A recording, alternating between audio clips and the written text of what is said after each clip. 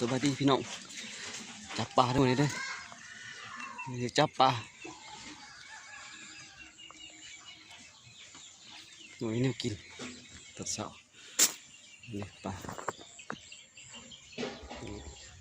ปลานะเป็นลูกชายมาถ่ายกับมาถ่ายซะเอาถ่ายเพื่อเดียวคอยพี่น้องนะเอานี่แฮใส่แฮเอาพี่น้องจับปลากินหากินพี่น้องฝากเพื่อนเนาะเด็กพี่น้องตึกแฮเลยนี่ตึกแฮเลยพุ่นปลานี่ได้ไล่พุ่นเลยเอาถ่ายดีๆเลยเดี๋ยวตีแฮเลย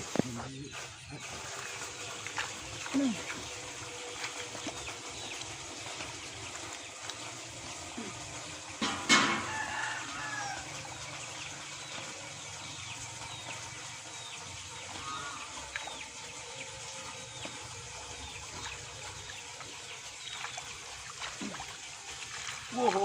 ตลกเลยกินอยู่กินอยู่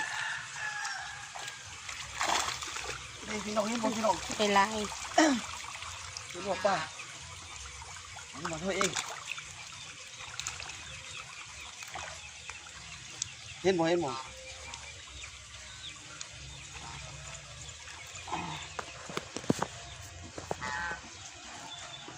เอากระซ้ำมาใส่ไปไหม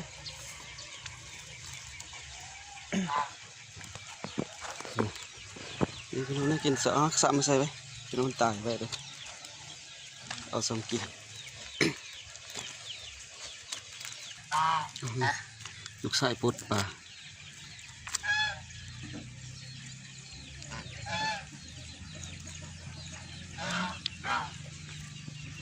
สวัสดีก่อนพี่น้องปดปลาก่อนจะนั้น